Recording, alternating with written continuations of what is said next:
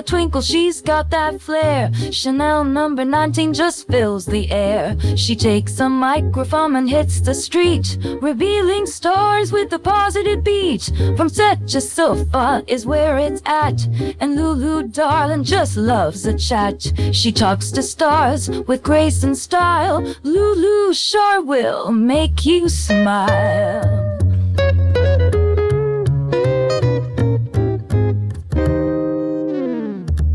Hello, my lovelies, and welcome to From Set to Sofa with Lulu.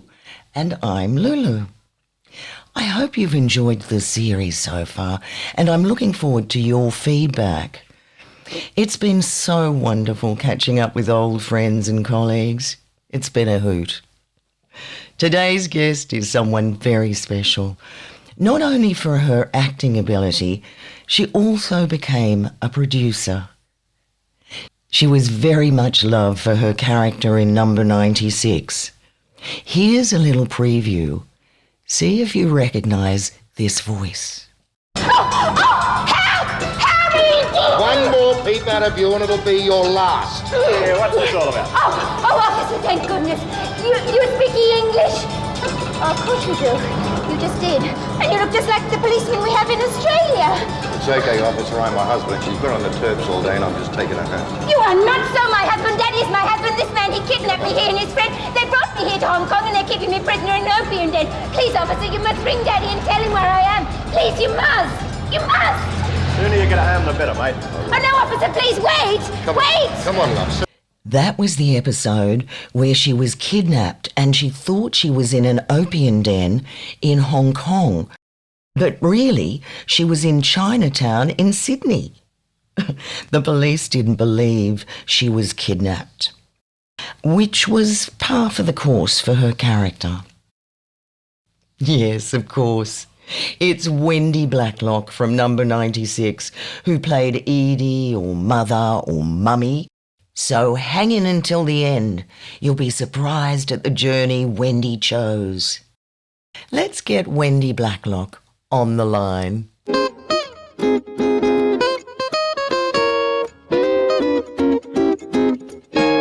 What a joy to have you on the show, Wendy. And how are you today? I'm fine, thank you. Good. I believe you're an early riser like me. Yes, very early. And I waddle out and pick up my morning paper and then go back to bed to read it and get depressed at what I'm reading, so I then get up. Oh, I do know what you mean at the moment. Yes. But let's lose ourselves back in the beginning. Now, you're truly a pioneer of theatre, film and television, Wendy. You were at the beginning of the entertainment industry in Australia. And yes, yeah. Because I was very lucky being the third child in the family. Mm-hmm. My brother and sister were, set in the ways that were common then. But being the third child, my father was happy for me to be a performer. And that was really lovely. So when I finished school, in those days there was no NIDA. No. I went straight to the Conservatorium to learn to speak more clearly because there were no microphones in those days. And then I was able to go to a drama school which had been set up by two English ladies. It was called the Rathbone Academy of Dramatic Art and was based on the English RADA. And I used to go there in the mornings, and then in the afternoon I could do other things, and in the evenings go to whoever, like the Independent Theatre, or before there was the Marion Street, there was the Ku-ring-gai Theatre Guild. They were amateur societies, but you could go there and act. Yes. And be in plays. Oh, how wonderful. Wonderful. I didn't know that. Well, oh, yes, and that was where people learned how to work with other people. And then by the time I was 19 or 20, because there was very little work in Australia, you believed that you needed to go to England. And so I went to England, and the first job I got was on the end of the pier at Brighton. Oh, wonderful. Yes, yes, I love Brighton. Yeah. And then they said, well, you should go to a repertory company. And so I sent my picture to the Newcastle-on-Tyne Repertory Company, and they engaged me. And the first show, I played a schoolgirl. And they said, oh, well, you were very good at that, but you can't be the Jew. You're too short. The leading man's 6'2", and the leading male Jew is over 6 foot, and you look like their daughter. Oh. And they said, you've got to go back to London. I said, I can't go back to London. I've come all the way to Newcastle-on-Tyne. And they said, well, you can stay if you become the character lady in the ASM. Oh. And within 3 weeks, the stage manager had collapsed from overwork, and I became the stage manager. And, so I'd rehearse as the character lady in the morning. I'd spend the afternoon collecting furniture for the next week's show. And then in the evening, I'd be in the repertory company's program. And I stayed there for 6 months, and it was a very good experience. It was a good way to learn. Oh, how fantastic. Of course it is. Rep is the best way, isn't it? Well, in those days, everybody loved their local repertory company, and they'd come in droves to see what was on. And we didn't have anything like that in Australia. No. And when I came back to Australia, the only major companies were JC Williamson, Yes. who had venues all around Australia.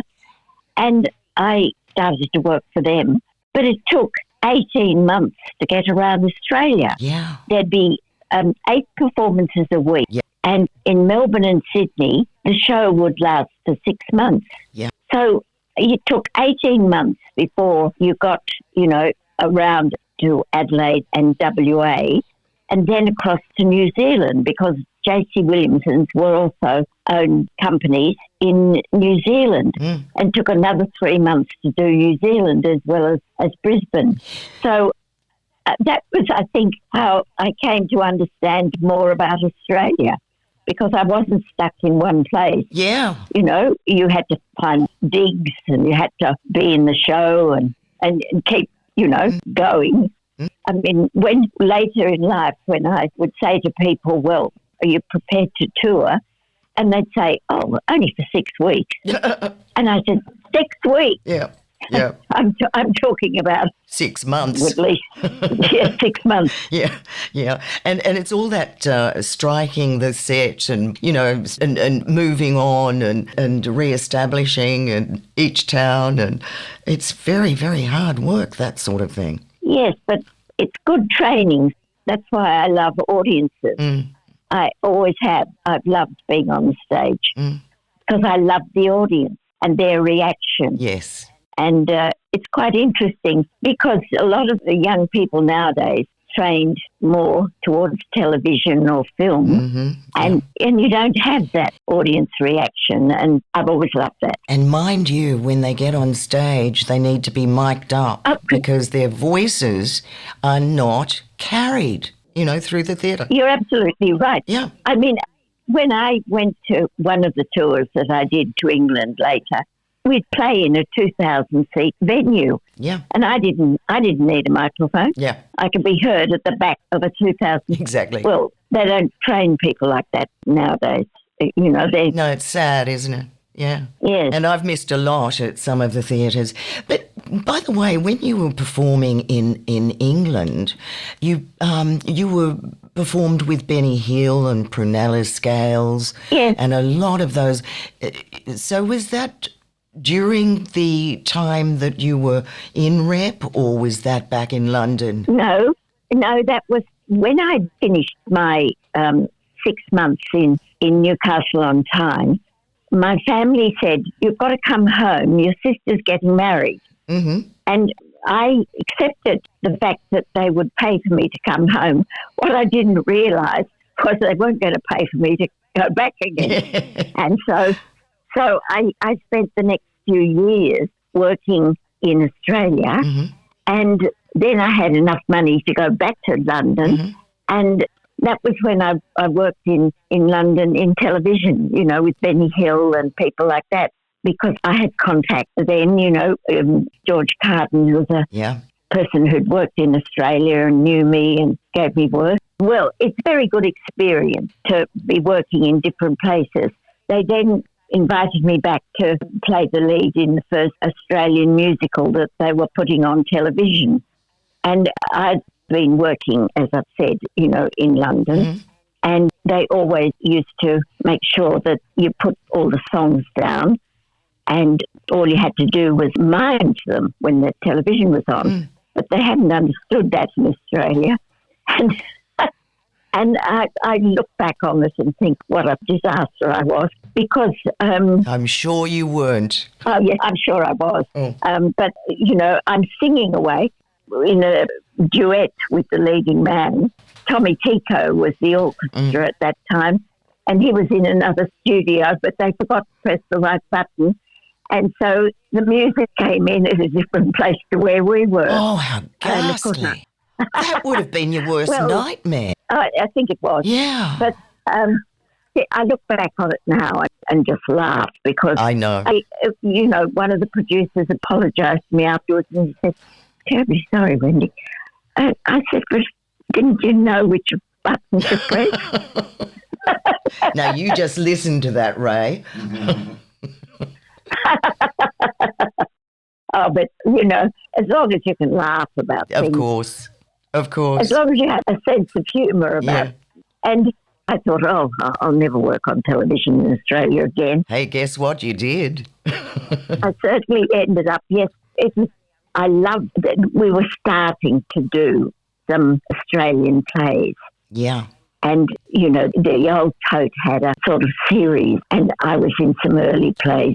David Williamson was one with Don's Party. Yes. And Dorothy Hewitt from WA, I was in one of hers. Yeah. And Tom Keneally. And anyway, the man who was organising Number 96 at that time on television, which was extremely popular and very successful, he saw me in Don's Party and said, we're going to have her. And they offered me this job of a lady who lived in Mossman. And because I'd played a very liberal lady in Don's Party, I'd got a lot of laughs. So they thought, we'll write a part. And David Sale, who was writing for Number 96 at that time, wrote me this part. And I said, I'm not playing that. I'm not playing a Mossman lady. I said, I'm a character actress. So he rewrote the part of a lady who lived in Blacktown and kept drinking gin. She kept bottles of gin in her cupboard. And she also took lots of Beck powders. Oh, yeah. And which was fashionable at that time. Yeah. Anyway, to cut a long story short, I said, all right, well, I'll do this television show for 6 months. I won't do it any more than that. Yeah. And 3.5 years later, the show ended. Yeah. With Daddy and I was called Mummy, and Mike Dorsey, who played Daddy, had been very successful in it. And it had suited me very well because I had 2 little girls. Yes. And I could work in the daytime and not always at night. They'd offered me, the beginning of the Sydney Theatre Company, and I said, I can't keep working at night with 2 little people. So I ended up in Number 96 for 3.5 years. What made me laugh was they said, you've got to stop taking Beck because it encourages the audience. Yes, that would be very powerful, wouldn't it? Wow. Yeah. So I stopped taking the Beck, but I kept drinking the gin in the cupboard. In the cupboard, yeah. Did you enjoy, Wendy, being a household name? Like you would know, going up the street, you would be stopped at the supermarket or oh, yes. Yeah. And it was really interesting when you went to Woolworths. People would recognise you. Yeah. And, when you play a part for as long as I played that part, and you're playing probably, 5 days a week, you become more and more like it. And I remember I went to a dinner party with Patrick White was there, and he said, "Oh, you're just like the character." And I was appalled. Were you drinking gin though? No. Oh, dear. I do know what you mean about that because you do. You take parts of each character that you play with you. Yes. Yeah. And I thought, I've got to get out of this show. But I thought, I've got to balance it with the children. And amazingly enough, we'd go to Blacktown and we'd go to the RSLs there and do the floor show because everybody thought it was funny to, to have Mummy and Daddy. And they, it was very, very popular, I'm sure. Yes, it was. And we ended up doing the floor shows at RSL then all over the place for 18 months. Wow. And, we'd finish work to begin with in the studio on a Friday afternoon and then drive, wherever the blooming RSL was that we were. Out in the back of Warburg. Yes. Yeah. Yes. When you look back on it, you think we were never bored because, I'd started working in radio when radio was very popular in the early days of Sydney. And, to be able to move from radio to the stage and then to television and then to the clubs. And I look at women now who, are comedians and can work the clubs, and I think, oh gosh, I admire them because I always played the club as Mummy. Yes. And I'd have comedy lines and I think, oh gosh, I admire women who get up on the stage by themselves and, But you know something, I think that because you pioneered all this along with many, many others, they're able to do it now. I think that we, made the way, paved the way. And, yes. I think all power to women now. But there was a starting point, and the mere fact that, you were a single mum, you were working constantly, and, you even did Blankety Blanks with Graham Kennedy. That was a lot of fun, I'm sure. Yes. When I look back on because I worked in the early days of the Phillip Street Reviews. Yes, and I love those. Gordon Chater and Barry Humphries. It was extremely good training. Yeah. And I was so lucky that Bill Orr, engaged me. And years later, I got an email from Barry Humphries. We were in a show together that was his first time he'd come up from Melbourne, and he'd entertain us after the show. And then he'd make the cast all laugh, and then he'd say, well, I've got to go home and make love to the dwarf. And because he had a very small wife, and I used to get very bad tempered because I was the same size as his wife. Yeah. I thought, well, he probably calls me a dwarf too. And anyway, I got this email from him and, reminding me years and years later. And I went back to him and said, but you used to drive me mad, Barry, because Dottie Mendoza would play the piano and we'd be doing a duet together and you'd make up your own words and I never knew when I was supposed to come in. Never had the right cue. Yeah. No, never got a cue. I've been brought up in an old-fashioned community where, you did exactly what you were told and you stuck to the words that the writer had given you. And Barry would never do that. Oh, and so he stopped sending me emails. I look back and I'm going through all the old bits of paper at the moment. And I came across the email from him, sort of making friends, and I didn't hear from him after that. Oh, darling. He was probably so busy over in England by then too. Oh, he was. He was very famous. Yeah. But I think he'd left the dwarf and was then on his third wife. Oh, dear. It's funny when you look back on people that you've worked with and what and what became of them. Oh, dear. I've never had another job. My father said to me in the very beginning, he said, you've got to go to secretarial school so that if you don't get a job in the theatre, you can at least fall back being a secretary to somebody. And so I went to secretarial school.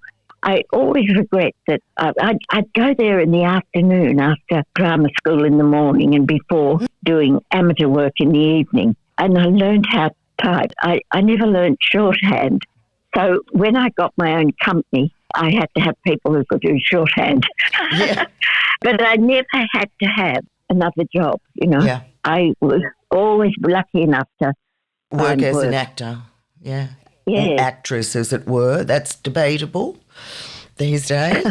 Very debatable. Well, it's very interesting, though, when you look back on things, because I was asked when they were having, I can't think what it was called, but they were trying to publicise women and get them more work, not only in the acting area, all over. Mm-hmm. And they said, would I write a platform paper? And I said, no. I said, because I was so lucky to have people who, when I moved on, which we'll talk about in a minute, men who supported me. Yes. And I think you should get someone to write it who's been struggling to be supported, and I never was, you know. I had terrific people as a producer. Yeah. But I feel that the acting area was much more, because they had to have women in, you know, plays and things. And so, you know, there were people who were often starring where you were able to be the main attraction, where you couldn't be if you were working in a bank or, you know. Yeah. Now, for your contributions to theatre, you became a member of the Order of Australia for your services to the arts. Yes. Also, the JC Williamson Award, the highest award of for your life's work in live performance. Not surprisingly, these awards were well deserved. That's when you came into the theatre production, producing. Yes, well, after years, when I finished number 96, I went back into a play with 2 English stars and went back to England again, which was now the 3rd time, and across to New Zealand. And I thought, I've done all this. And so I went to the Elizabethan Theatre Trust, who had been set up to support work in Australia. And they had been very successful in setting up the Opera Company and Ballet Company of Australia and setting up a touring company for theatre work. And I went to them and I said, I'd like to be a producer and I'll come and work for you for nothing if you'll teach me how to do contracts and budgets. And so I went every day for 5 months and I was not paid, but all the Australian artists would keep coming to me because they knew me from, you know, from performing, the work from being on stage. And anyway, I said, look, I can't come anymore. I've come for 5 months now and I can't afford, so I'm leaving. Well, to cut a long story short, they invited me back to engage me and to take over the entrepreneurial department, or be the coordinator of the entrepreneurial department. And the Australian art kept coming and coming. And anyway, I set up an Australian content department. And everybody was quite happy with this because it had been touring overseas stars and bringing them to Australia, but hadn't been necessarily looking after Australian content. And so I ended up staying at the Trust for 10 years. And that's when I started touring Aboriginal work and a whole lot of other work, because people would come to me because they knew me or felt they knew me and could tell me that they had a problem about, you know, that they'd like to tour this or do that. And so in the early 80s, in 1982, Brian Siren came to me and he said, you've got to put the Cake Man on again, which was a part Aboriginal play with Aboriginal artists as well as white artists. And the trust we sold it to Denver, Colorado. And so it was the first Aboriginal show that has ever gone overseas. And then it toured Australia. And so I looked around and I thought, this work is very interesting. And where are other Aboriginal productions? And then that's when I found Jack Davis, who had been writing plays in WA. And so the Trust toured the Dreamers, and it was the first Aboriginal show that has ever been presented at the Opera House here in Sydney. And I thought, well, what else is Jack writing? And I heard from Andrew Ross, who was white director, but been very involved with Jack. And Andrew said to me, you've got to commission Jack to write the play that should have been done before the Dreamers. And so I found, it's funny when you look back on things, but I had to find $60,000 to organise Jack. But at that time, that was a lot of money, Wendy. I mean, it was. Oh, yes, but by that time there was an Aboriginal Arts Board at the Australia Council, and they gave me part of it. And the WA funding bodies gave me the other part. Anyway, to cut a long story short, Jack wrote No Sugar, and Andrew helped him. And I love this story. There was a large theatre company in Canada who was doing a world theatre company, with theatre presentations, and it came to Australia. And it went to the trust to find an Australian work, and it went to every state except WA. And the lady who was running it came back to the trust, and she said, there's nothing that I really want to take from Australia. And I said, oh, have you been to WA? And she said, no, I didn't get WA. And I said, well, there's an Aboriginal show called No Sugar that's on, and it happened to be on at that time. And so, bless her heart, she changed all her airfares, which were then going to Asia, and went to WA and saw No Sugar and said, I'll take this from Australia. Isn't that wonderful? And so I was tickled pink. Oh. But then I had to find $100,000 to get her there. Oh. How did you do that? Just went around and... being the producer you were. Well, you know, it was only then, I think, 85, so it's a long time ago. But I found $100,000. Amazing. And not from people so much, but from like the Australia Council, who really was starting to see that it was important, and that this was a world festival. And anyway, there were 20 in the cast, and Andrew, the director, had gone ahead to make sure, because the audience moved with the show, and so you had to have a big performance space. And so they were going to use what normally was not a theatre, but, where they played basketball. Oh, wow, a gymnasium. Oh, an enormous space, not a gymnasium. Yeah. But an actual space. Wow. And they were getting it ready for us. Yeah. And Andrew had gone ahead to make sure, that everything was working. And so I had 26 Aboriginal people, and there was Jack and several of Jack's sisters, and there was a person who was playing the Jew with a baby. And I look back on it and I think, how the hell did I ever get them there? Because it's just, they'd never been, half of them had never been on an airplane. Yes. And we had to get to Sydney and then stay overnight in Sydney. And we got to Los Angeles, and I hadn't realised that they need to have forms. I thought they were, just on their way from Los Angeles to Canada, so they didn't need to have forms in Los Angeles.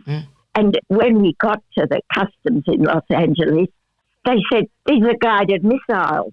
And I said, what are you talking about? They're didgeridoos. Oh, that's insane. Oh. No, it's true. I know. And I love this story because you can't move around. You've got to go and wait for your connection. And they put us in this room. And I'm there minding them. And of course, they're all sneaking out the door to have a smoke.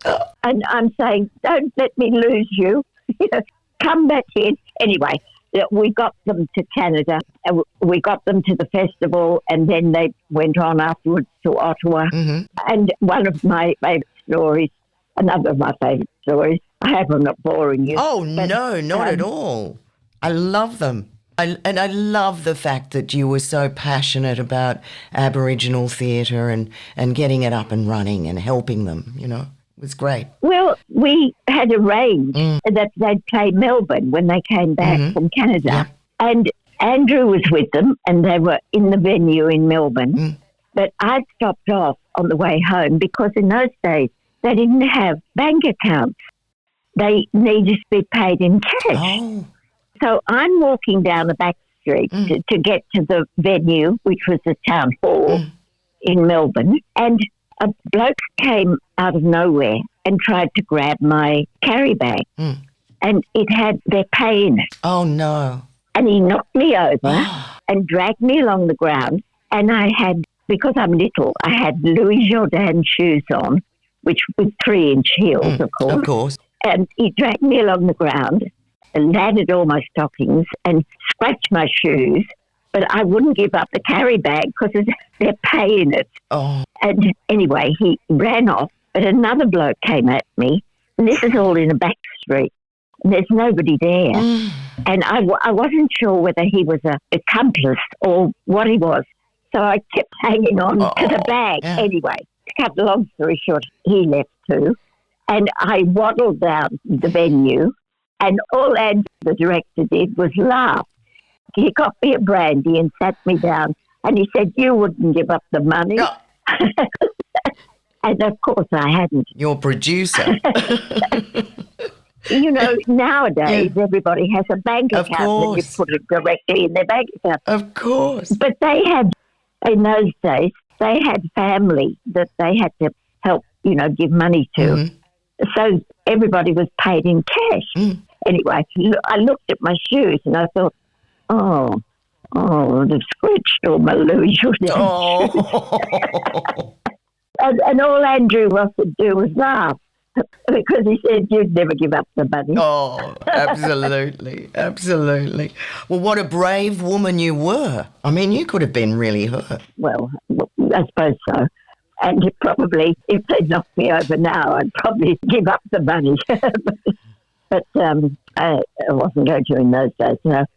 We then took that show at the end of the 80s to London and put it on. How did it go in London? How was it received? Very well. Because it was unusual, you see. Yeah. The artists moved and the audience moved with them. Yes. And they'd come to a spot where they'd interact, you know, with pieces of furniture that had been put there and for different parts of the story. But the audience just liked being able to move. Well, it was unusual. And I think then to write the third part of the trilogy. Was that Barungin? Yes, Smell the wind. yes. But I never liked it as much as I liked No Sugar. Yeah. But it encouraged people to start supporting Aboriginal artists. And, you know, because, you know, different venues had taken things on, some productions on, it meant that as part of my Australian content department and when I moved on to creating performing lines, we could help up individual artists who needed, you know, financial support to make things happen and, well, needed a lot of things. And the exposure because, you know, it was such a white society and white theatre. Yes. And Yes. You know, back then it was a wonderful move to bring Aboriginal theatre to Australians as well, you know. Oh, yes. And amazingly enough, you see, Australia was still, I'm not being rude, but Australia was still behind. You know, when I set up Performing Lines, it was a continuation of the Australian content. And I was able to pick up work like William Yang, who I saw in a production downstairs at Belvoir. And I ended up, because William is homosexual, places overseas, festivals overseas were really interested to have his work. And I went on to produce about 8 or 9 of his shows. And I'd get jobs for him overseas, which as years went on, he'd do festivals in Australia and they went well. But at one stage he said to me, I'd like to do a regional tour. And it proved quite difficult. And a regional company up the coast in New South Wales, they rang me up and the man who was running it said, Wendy, I like William very much, but how the hell am I going to sell a gay Chinese Australian with a slideshow? Oh, gosh. And this was somebody who'd toured to the major international festivals overseas. Yeah. Anyway, to cut the long story short, you still hid the fact in those days, if you lived in regional areas, that you were homosexual. Yes. So I went up there, and he'd given the marketing manager time off, and he hadn't told the local newspaper. So I went and told the local newspaper what was coming, and he introduced me to somebody who was of a different sexual inclination. And he told all his friends. And, we ended up with a full house. And so there were, it just wasn't accepted at that particular time to tell people that you were different. To come, quote unquote, come out. That's right. It's very sad, but it's good now. And I use that as an example. The same thing applied to, in the early days, to Aboriginal work. Why people would say, why do we want to go and see this? Yes. With Brand New Day, which was another very wonderful production that WA had put on. I brought it to a festival in Queensland and then to the Sydney Festival. In Queensland, I looked at the poster and I said to them, but you haven't mentioned it's Aboriginal. Oh, no, they said, we're not going to do that. People won't come. That is terrible. Isn't it interesting? Oh, my goodness gracious me. But when people did go, because they just thought it was interesting. Yeah. And when it got to Sydney, I put it on in the Sydney Festival and went very well. I know it did, yeah. But it's interesting when you look back on all these things. And as I've said, the Elizabethan Theatre Trust really sort of worn out why it was set up. And so the Australia Council moved me and set me up in my own company. And Trust held on to all but $100,000. So I moved with one person and $100,000.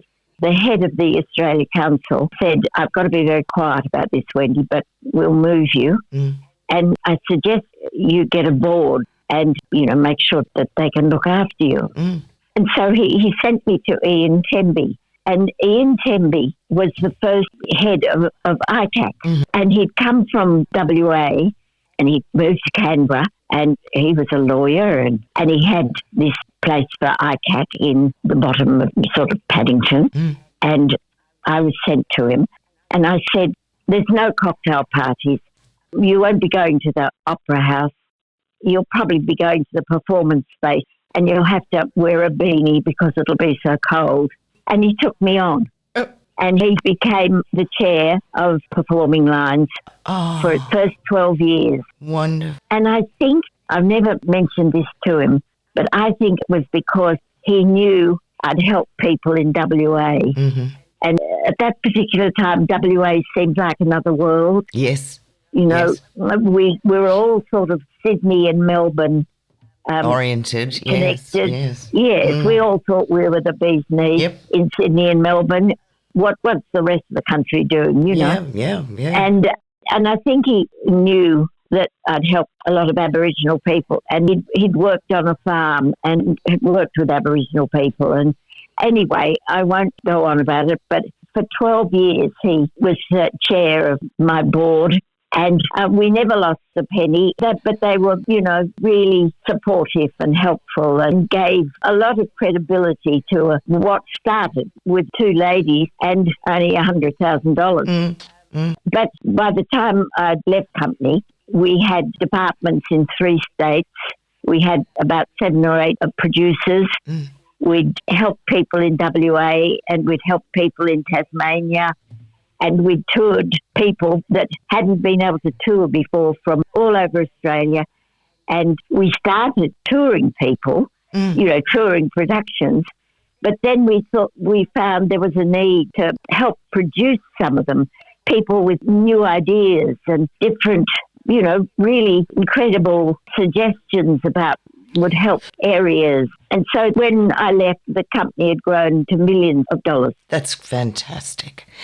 I mean, the wonderful performers like Leah Purcell and Deborah Mailman. I mean, Yes.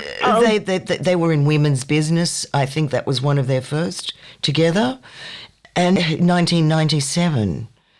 And you helped with that? I picked up Deborah Mailman when, I'd go to things. I don't know how I did, but I'd potter all over Australia. And I went to a school performance in Brisbane, and there was Wesley Enoch production of the 7 Stages of Grieving. Right. Yes. With Deborah Mailman. Yes. And that was what was wonderful about school productions. The school kids would see the humour in Aboriginal shows. Yes. And I loved the show. And so I picked it up and I then toured it all over Australia and to England. Yeah. You know, when I look back on it, I was taking it from Darwin to down the side of WA to Perth. So I got in the car and drove down, and people said to me, "Where are you going?"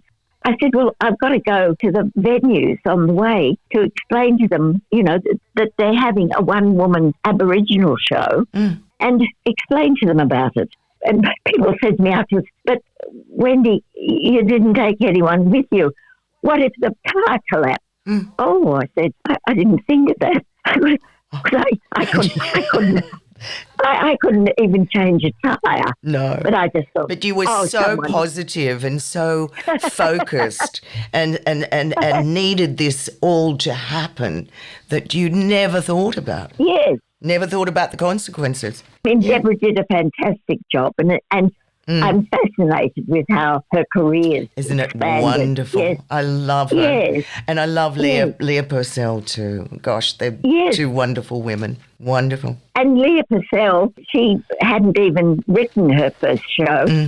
She had all the ideas for it, but I put it together with a writer, and, you know, she's done so well. And again, I took her to London, and it sort of raises awareness.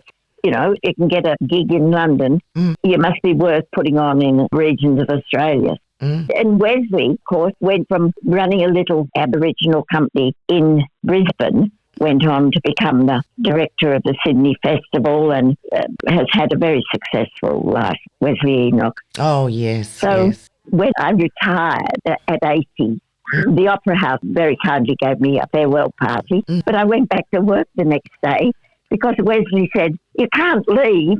You've got to produce I Am Eora," which was an Aboriginal musical. Yeah. So I stayed in the back room of performing lines and got that going because he had artists from all over the country, you know, in this musical. You did the Chookie Dances in 2010, which was very successful. That was Nigel Jamison's show. And, you know, when I look back on, I think how lucky I was that the Australia Council allowed me not just to do Aboriginal work, but to do dance work and theatre work and puppetry work.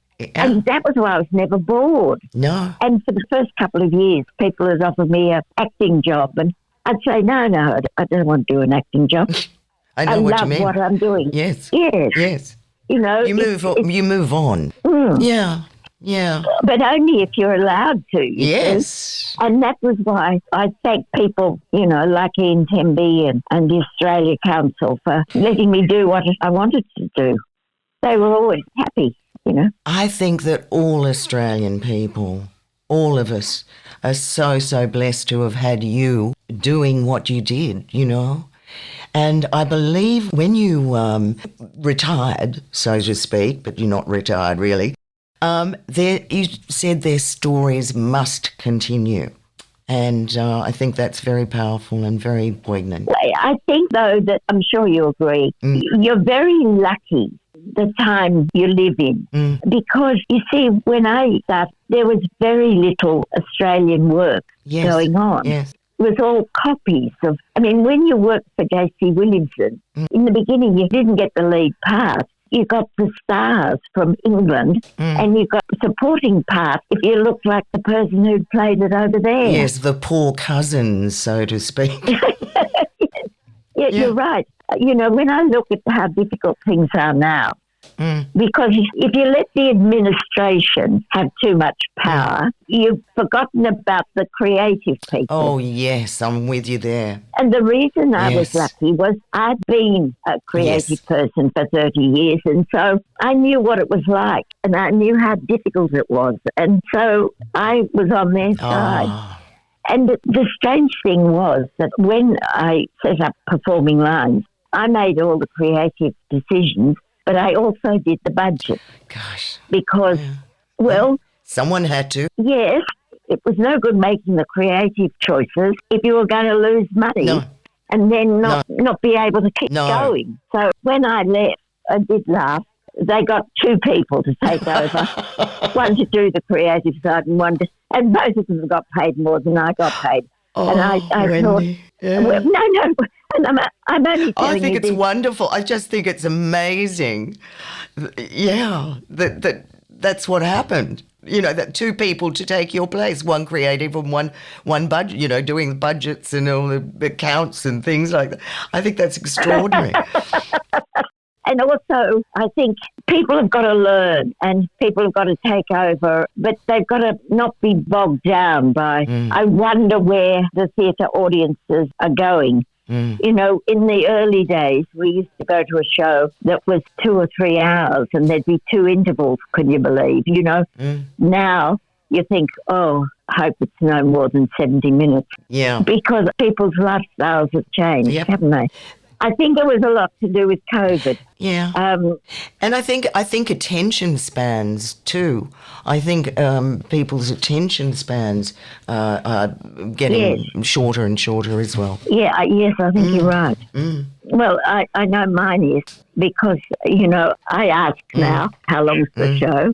But if it's long and I've enjoyed it, well, then I'm tickled pink, you know. And also, I think it depends who the Minister for the Arts is and what preference they have. And I think it'd be very hard to run a small theatre company now. Sure. Now, lastly, what advice would you give to up-and-coming actors today? Well, I'd tell them to go to a good acting school like NIDA, where now you have the choice of teachers who are there to teach you about television and teach you about film. You know, I'm fascinated by how wonderfully some performers have done by being so good that they're making films in New York Yes. or Australian Yes, absolutely. performers. And I take my hat off to them. Me too. I think also make sure that you can speak and don't need to be mic'd Yes. in a venue. Yeah. But there's so many more opportunities now Yeah. rather than on the stage, Yes. you know, which can't afford to pay you very much. True. I take my hat off to people like Kate Blanchett and one, can't think of her name, one who trained, would you believe, at the ATYP. And Nicole the Australian Theatre for Young- Nicole Kidman. Nicole, thank you. Well, Nicole trained at the ATYP, and I was one of the people that helped set up the ATYP. Oh, well done you. Gosh. But, you know, 50 years ago. But fabulous. And so they're training young people, you know, in their teens and still at school. And I've watched them with great interest over the years. And I think that, you know, if you have a child has an interest, send them to the classes so that they meet other people and can talk to people, love what they do. Like, Well, that they can do stage and film and television and whatever else comes along. And as you said, clubs, you know. I mean, you need to be an all-round actor anyway these days, I think, to make a living. oh, I think so too. Yeah. I take my hat off to my father who supported me. And I think you need as parents to be supportive and Supportive. And I was blessed like that, Wendy, too. oh, I was blessed having a mother that... she went to the independent theatre, actually, And she had a lovely career ahead of her, but of course, it never eventuated. But had a fabulous time at the Independent Theatre. Oh, so did I. I used to work at the Independent Theatre and in those days, and you look back on people like her who started so much, on the North Shore for theatre. I mean, yes, and I went there too for a couple of years. Yes. Yeah. So I enjoyed it very, very much on Saturday mornings, and going in the train from Wahroonga. Yeah, no, it's great. Well, look, Wendy, you have had such a huge, big life. You must be very, very proud. Well, I just think I have been very, very lucky. I know. Because I've been able to do what I want to do. Yeah. And that's a great choice in life. And I feel sorry for the women who have been controlled and not allowed to enjoy what they, I've enjoyed every minute of my life. Yeah. And I've had terrific friends. And what's really interesting is that most of the people that worked for me in the last years in performing lines were half my age. So I have delusions that I'm only about 50. How wonderful. Isn't it magic? Gorgeous. And also keep laughing. Yes. And see the funny side of life. Yes. I think that's a great joy. And being pleasant and happy and just shining your light, really. Yes. I think it's fabulous. Well, thank you for your wonderful, wonderful contribution to the entertainment industry. And thank you so very, very much for being on our show. Oh, it's my pleasure. Thank you. Okay.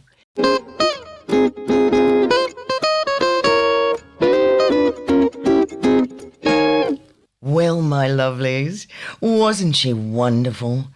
And what a surprise about what she did for Aboriginal theatre. Now, when I was researching, I was very, very surprised. She was adorable in Number 96, and what a legacy to leave to theatre as a producer. Something to aspire to. Until next time, my lovelies, stay out of trouble, and I'll try to too. This is Lulu signing off from Set to Sofa with Lulu. A bientôt.